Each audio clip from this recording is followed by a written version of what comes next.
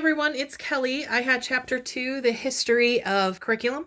We were going to build timelines together, which I'm going to do instead.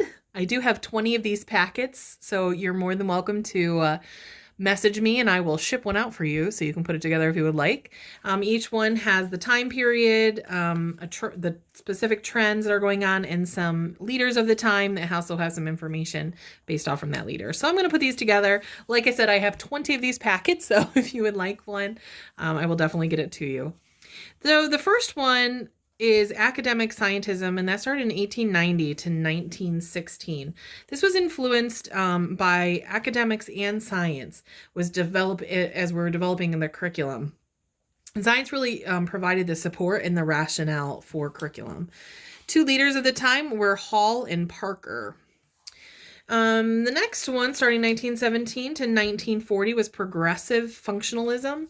In that time period, we have two influencers, one John Dewey and Franklin Bobbitt, and the two of them really influenced lots of other time periods as they went on. But during this time, John Dewey was really more the progressive side of this, that the child is the center for the curriculum development. And Bobbitt really was more on the functionalism side, where it was about making the child into a successful functional adult. The next time period, starting in 1941 to 1956, was developmental conformism. And during this time, it was all about what was developmentally appropriate for the child. And that's what drove the curriculum. And Ralph Tyler and Hollis Caswell were our two main leaders of the time. The next time period, 1957 and 1967, some of us may have been starting our educational career students during this time period. And really, it's the first time where scholars were really realizing that they could influence the curriculum and what was happening in our public education. And two of those scholars were Bruner and Schwab. The next was really our shortest time period, only 6 years, and this was Romantic Radicalism, coming off from the 60s and the free love movement and thoughts, right? Free thoughts as well.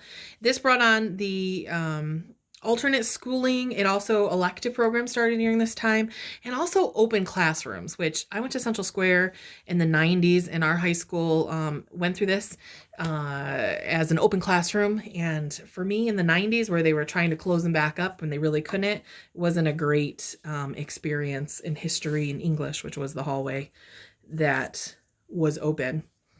1975 to 1989, privatistic conservatism. This is when I started school in the early 80s. And as a student, by the way. So we're starting to see rigorous curriculum, critical thinking movement. Also, multicultural education becomes part of the curriculum. Benjamin Bloom, Bloom's taxonomy is a big influencer. Goodland and Banks, who is big on the part of multicultural education. We see going from the 90s, 90 to 99, technological constructivism. We're starting to see at this point there's now personal computers at home. Computers are available in the classroom, and that's really starting to drive what's happening in curriculum. Standards-based movement actually starts during this time as well, and this brings on people such as Eisner. Marzano comes in during this time, and Renzulli. The next time period, which is when I started teaching, 2001, it actually starts in 2000, but probably many of us started during this time. Modern conservatism, 2000 to 2009, we see huge things such as No Child Left Behind, 21st Century Skills, privatization of ACT, homeschooling becomes big again, Race to the Top, and at the end, Common Core. And it also brings on our first two women leaders, and that's Hammond and Tomlinson, both professors of education. And then from 2010 to the present day, technological functionalism.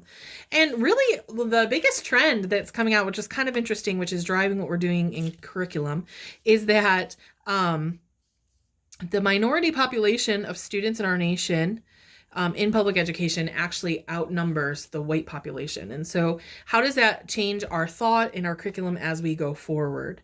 And our two leaders during this time are Berliner and Glass.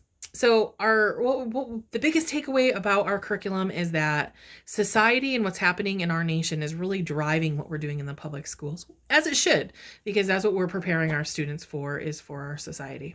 So thank you, and I look forward to seeing yours and learning more about our other chapters as well. Have a great day.